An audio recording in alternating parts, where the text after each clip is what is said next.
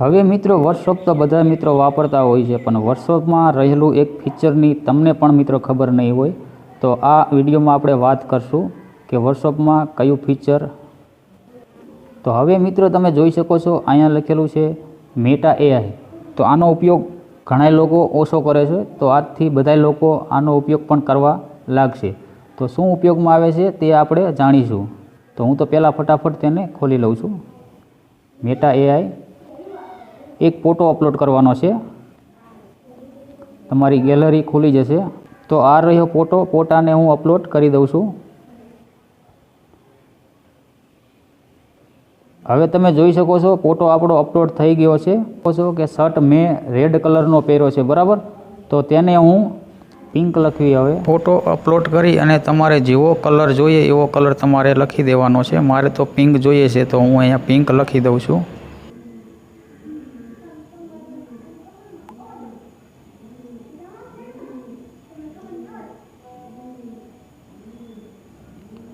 તો આપણો shirt pink થઈ ગયો છે, તમે જોઈ શકો છો. હવે આપણે એક કેપ પહેરીશું માથા ઉપર, એટલે કે ટોપી પહેરીશું.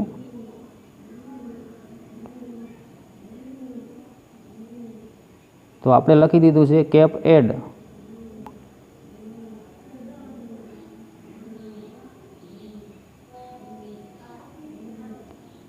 હવે તમે જોઈ શકો છો આપણે કેપ પણ આવી ગઈ છે, એટલે કે ટોપી પણ આવી ગઈ છે.